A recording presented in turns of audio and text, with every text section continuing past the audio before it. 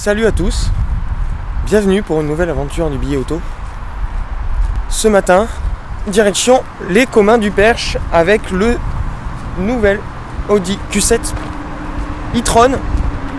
Et on voulait en savoir un petit peu plus après avoir essayé le Volvo XC 90 T8. On voulait essayer un peu ses concurrents. Et là, on a l'occasion de mettre la main donc, sur l'Audi Q7 e-tron. Et très clairement, c'est assez intéressant parce que c'est le seul SUV du marché qui propose une motorisation hybride diesel. Et elle est très intéressante parce qu'elle couple le moteur électrique avec un 6 cylindres.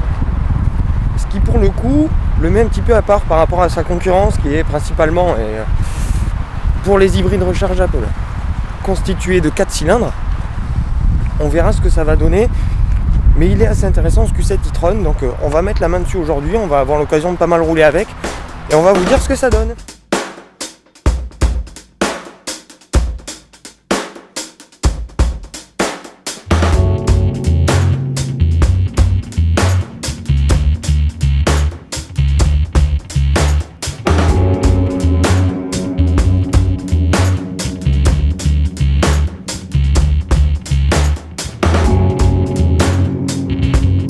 Salut à tous et bienvenue à bord de l'Audi Q7 e-tron. Donc nouvelle déclinaison de la gamme e-tron, cette fois-ci sur le gros SUV Audi, 5,05 m de long, 1,97 m de large. Alors le Q7 e-tron, c'est l'hybridation plug-in, hybride rechargeable, qui va coupler le V6 3 litres TDI dans une déclinaison de 258 chevaux à un bloc électrique qui est logé dans la boîte de vitesse qui développe 128 chevaux et tout ça pour un couple cumulé de 700 Nm et la puissance cumulée est de, avec les calculs un peu savants, de 373 chevaux. C'est assez pour faire passer les 2,5 tonnes et des poussières de l'engin parce qu'il y a 400 kg supplémentaires entre le moteur électrique et les 200 kg de batterie par rapport à un Q7 classique.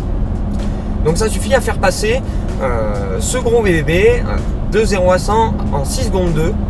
C'est plutôt pas mal. Après, esthétiquement parlant, un peu compliqué de différencier un Q7 e-tron d'un Q7 classique. On a seulement le rajout de la nouvelle signature LED de la gamme e-tron sur les boucliers. Le gros Q7 avec ses allures de break surélevé. J'accroche toujours pas, même si je dois remarquer que les traits de cette nouvelle version sont plus réussis à mon sens que celles de l'ancienne génération qui me plaisaient pas du tout. Allez savoir pourquoi. Et on a quand même donc un gros bébé. On aime ou on n'aime pas. Moi je suis pas très fan, mais je dois avouer que c'est quand même plus réussi que l'ancienne génération. On a ses angles, on a ses arêtes, on a une allure résolument plus moderne. Et c'est quelque chose qui continue à l'intérieur. On a un tableau de bord assez futuriste, assez moderne, qui est vachement épuré, avec le Virtual Cockpit qui est présent, l'écran de 12,3 pouces regroupe encore et toujours toutes les infos. On peut mettre le GPS en grand, on peut avoir toutes les infos sur la conduite, le wattmètre, toutes les infos sur ce qui se passe sur le jonglage du moteur électrique au moteur thermique. Et on a cet écran déporté qui va pouvoir ravir les passagers qui ne se sentiront pas tout seuls. Ensuite, on a un habitacle qui est gigantesque avec 5 personnes. Vous êtes vraiment à l'aise, il n'y a pas de souci. C'est très spacieux et puis alors l'ergonomie est super poussée et la finition, comme d'habitude chez Audi, est très léchée. On a des matériaux de qualité qui sont ultra bien assemblés. Je me répète un petit peu, mais il faut le dire, c'est quand même impeccable, c'est nickel, il n'y a rien qui bouge. Ensuite, là, l'habitabilité, elle est un petit peu grévée par les 200 kg de batterie qu'on a dans le coffre, étant donné que ce Q7 e-tron est indisponible en 7 places. Il n'est pas disponible non plus avec les 4 roues directrices. Et on est très très bien dans cet habitacle, il n'y a pas un bruit, c'est très filtré. On n'entend rien, l'insonorisation est très poussée et puis c'est vraiment réglé très confort, ce qui fait qu'on a un véhicule qui se déplace à la manière d'un tapis volant, quel que soit le type de chaussée sur laquelle on est, et il vient titiller très clairement le cadre de la catégorie qui est le Range Rover, le gros, pas celui des footballeurs. Et donc, on a une auto qui est très sympa à conduire, qui est très souple, avec ce moteur électrique qui va vous permettre de faire environ, Audi annonce à 56 km, on est à environ 40 km en réalité d'autonomie électrique, ce qui est suffisant, ce qui est mieux que ses concurrents pour l'instant. Et une fois que vous avez plus de batterie, ou une fois que vous mettez la pleine charge, c'est le moteur diesel, le V6 TDI, qui va prendre le relais. Et l'avantage par rapport à ses concurrents directs, comme le X540e, le Volvo XC90 T8 entre autres, c'est que le V6 TDI va apporter une super onctuosité derrière, va apporter un couple de 6 cylindres, va apporter le bénéfice de la cylindrée, et qui va garder justement cette souplesse qu'apporte habituellement le moteur électrique, ce qui fait qu'on a une voiture qui est super agréable à mener, qu'on est vraiment coupé du monde. C'est vraiment une auto qui est réglée confort et qui est faite pour rouler tranquillement, même si les performances sont vraiment sympas. 0 à 100 6 secondes 2, 230 km/h de vitesse de pointe. On est sur une auto qui se lamente pas du tout.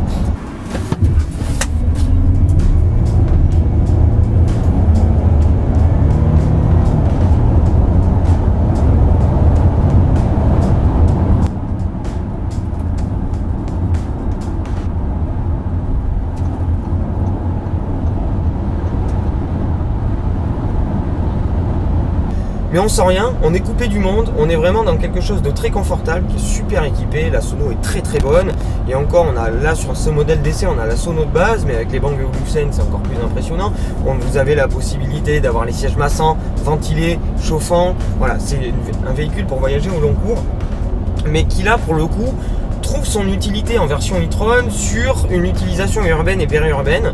Si vous faites 30-40 km par jour, vous avez la possibilité de passer toute la semaine sur l'électrique et de ne pas dépenser une goutte de gasoil, et de avoir justement ce gasoil qui est dispo pour les longs trajets de week-end ou les départs en vacances. Donc ce qui va vous permettre, au bout de très très longtemps, parce qu'il y a quand même 11 000 € de surcoût, d'amortir justement ce surcoût-là. Pour les gros rouleurs qui font principalement de l'autoroute, préférez le TDI 272, qui va lui être très très bon et qui va être un tout petit peu plus économe au niveau du gasoil sur les longs trajets.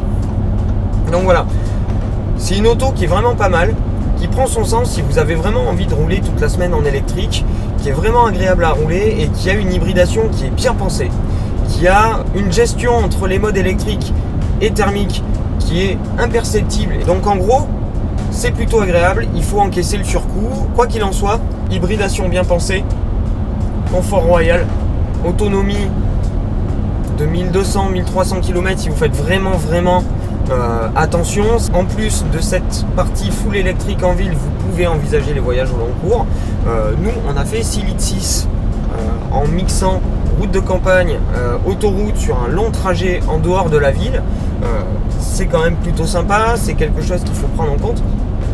Donc voilà, j'espère que l'essai vous a plu, j'espère que la vidéo vous a plu, j'espère que vous aimez ce qu'on peut vous faire depuis quelques temps.